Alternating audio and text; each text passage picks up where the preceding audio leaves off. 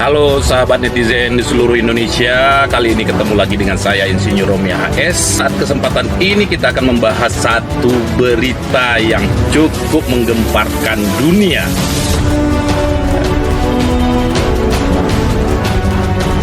Yang pertama, kita harus kasih apresiasi dulu buat para termul-termul yang sedang bersenang ria. Selamat. Untuk hal ini, saya mungkin mewakili seluruh netizen di seluruh Indonesia. Tentu versi kita, bukan versi netizen yang selalu Anda bilang pendukung Jokowi, pendukung pemerintahan, tapi saya mewakili seluruh netizen yang benar-benar paham dengan kondisi negara. Mari kita bahas dengan rasional, tanpa memihak dengan siapapun. Saya tantang pola pikir Anda, para termul di seluruh Indonesia. Apakah dengan ditangkapnya Roy Suryo, Rizmon Sianipar, Dr. Tiva, dan teman-teman lainnya, ini suatu kabar berita yang sangat menggembirakan? Sudah tepatkah yang dilakukan kepolisian atau badan hukum yang ada di negara ini sekarang? Dengan ditangkapnya mereka, kasus ijazah ini akan hilang? Tentu tidak.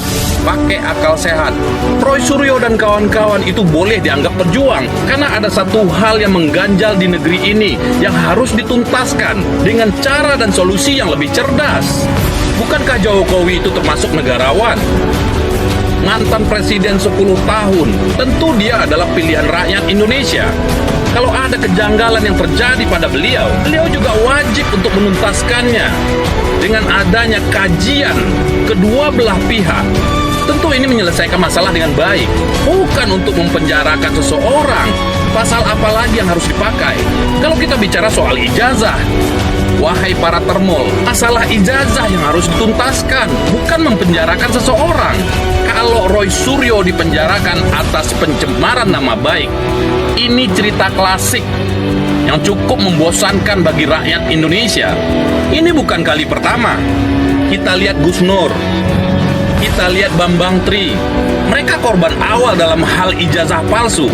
Apakah mereka dipenjara gara-gara memang ijazah itu asli? Jelas tidak. Dan kenapa ini harus diulang kembali kepada Roy Suryo dan teman-teman? Terus kalian para termul harus gembira gitu? Pakai otak. Kegembiraan kalian hanya memancing emosi rakyat Indonesia. Apa hebatnya Anda-Anda yang selalu tampil di televisi? Tidakkah malu dengan keadaan yang sebenarnya? Anda punya saudara, Anda punya keluarga yang selalu menonton perilaku Anda di medsos. Beda dengan termul-termul yang selalu tampil di televisi dengan muka yang tanpa ada rasa mata. Anda berkoar-koar hanya demi kepentingan. Yang kasihan termul-termul yang nggak dapat apa-apa. Publik sudah tahu siapa Anda semua. Megang jabatan di sini, megang jabatan di sana, melakukan segala cara dan merasa senang dengan tertangkapnya Roy Suryo dan kawan-kawan. Oke, kita bahas siapa Roy Suryo, Rizmon Sianipar, Dr. Tiva, dan kawan-kawan. Mereka bukan orang susah. Sepatutnya yang ada bisa duduk diam di rumah. Mereka bukan pengemis jabatan. Maaf, mereka lebih jauh kastanya daripada termul. Tetapi kenapa mereka melakukan hal ini? Semua penuh dengan resiko. Kita yakin tidak ada keluarga yang mendukung untuk perjuangan mereka. Tetapi kita lebih yakin atas kebenaran yang mereka perjuangkan. Masalah ijazah palsu, mereka mengkaji dengan ilmiah. Tapi beda hal dengan para termul. Mereka akan mengatakan Roy Suryo dan kawan-kawan itu orang-orang kalah, orang-orang yang cari panggung, orang-orang yang cari ketenaran, karena mereka selalu mati-matian untuk memperjuangkan orang yang mereka tuhankan selama ini. Jangan salahkan kalau netizen membilang termul ini memang tidak ada otaknya. Soal ijazah palsu, isu ini udah masuk ke ranah publik, bahkan ke ranah internasional.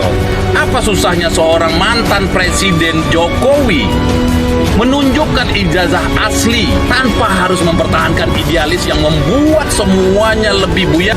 Kita lihat tingkah-tingkah memalukan para termul, menghujat para pejuang seperti Roy Suryo dan kawan-kawan.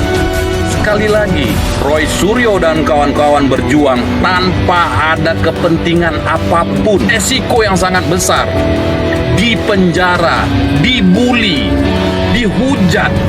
Tentu berbanding terbalik dengan apa yang dilakukan para termol. Di belakang termol ada jabatan, ada uang, ada kekuasaan, ada tempat cari makan. Biarpun itu akan melawan kebenaran, tidakkah Anda malu dengan apa yang Anda perbuat? Wahai para termol, tentang hukum di negara ini, apakah masih ada hukum di Indonesia? Aparat penegak hukum semua sudah dilumpuhkan. Kita lihat saat Roy Suryo dan kawan-kawan dijadikan tersangka. Yang jelas kasusnya adalah pengusutan keaslian ijazah Jokowi. Kenapa objek ini tidak diselesaikan dengan baik? Apakah ijazah tersebut sudah dibuktikan asli ke muka publik? Kenapa mereka harus ditangkap dengan pencemaran nama baik? Rakyat sudah jengah dengan aturan-aturan yang dibuat sedemikian rupa oleh penegak hukum. Pertanyaannya, siapa yang mau percaya dengan hukum di Indonesia sekarang ini? Oke, para termol di Indonesia yang selalu gagah tampil di dunia pertelevisian di Indonesia, seperti yang merasa menjadi pengacara kondang, yang selalu membawa bunga kecubung di dadanya, dengan tanpa malu muka beton, menghujat Roy Suryo dan kawan-kawan, selalu membela mati-matian penegak hukum, terutama kepolisian. Lalu ada katanya yang menjadi ketua Peradi, tampil seakan-akan paham 1000% hukum di Indonesia. Ada lagi katanya ketua relawan Jokowi yang selalu tampil membosankan di pintu televisi. Ingat, Anda hanya terkesan seperti banci kaleng, tidak punya keberanian. Yang Anda bela adalah penguasa, kepolisian tanpa resiko. Ingat, rakyat tidak bodoh. Sesuatu yang Anda lakukan tanpa resiko, itu pekerjaan banci. Pertanyaan buat Anda semua, apa komentar Anda semua tentang keputusan hakim dengan terpidananya Sylvester Matutina? Jawab. Bahkan Anda semua memperjuangkannya untuk tidak dipenjarakannya. Sylvester Matutina, dengan tanpa Anda sadari, Anda sudah meludahi hukum di Indonesia ini. Ingat para termol, ada hisab setelah kematian. Para termol selalu membahas bahwasanya ijazah itu sudah diputuskan asli karena dengan adanya keputusan dari kepolisian dan ada pernyataan dari UGM sendiri yang melahirkan ijazah tersebut. Halo? Pertanyaannya, siapa yang percaya dengan polisi saat ini? Dan siapa yang akan percaya dengan UGM? Kalau yang ditanyakan orang-orang Ova Emilia, Pratikno, netizen tidak bodoh. Lihat mereka bergelimangan dengan posisi. Semua diatur sedemikian rupa. Masih banyak UGM-UGM lain yang bisa menyatakan mana yang benar dan mana yang salah. Kita lihat aja nanti.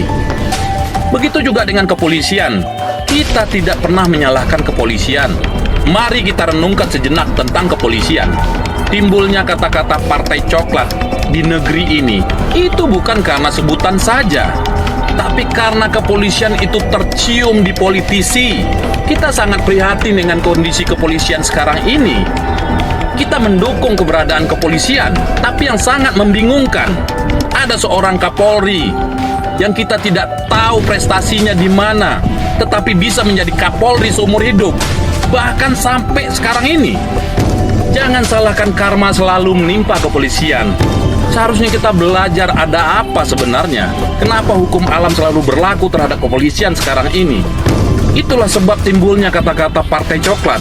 Seharusnya kepolisian clear dari hal-hal tersebut. Kembali ke kasus ijazah, kita tidak pernah 1000% menyalahkan Jokowi tentang ijazah. Tetapi kalau Jokowi sanggup untuk mempertontonkan dengan tanpa egois, seharusnya masalah ini sudah selesai. Kenapa rakyat selalu mempertanyakannya? Karena Jokowi sendiri itu dipilih oleh rakyat. Kalaupun Jokowi mengakui ada kesalahan di ijazah tersebut, apakah Roy Suryo dan kawan-kawan akan tepuk tangan terus akan mempenjarakan Jokowi? Tentu tidak. Bukan itu target dari mereka. Disinilah pentingnya kejujuran. Dan disinilah pentingnya tanggung jawab dari seorang pemimpin. Negeri ini hanya butuh pengakuan. Dan kita setuju kalau seandainya memang terbukti ijazah itu asli, silahkan penjarakan orang yang sudah mengganggu selama ini. Untuk Roy Suryo dan kawan-kawan, tetaplah berjuang. Kita pastikan rakyat Indonesia akan mendukung pejuang sebenarnya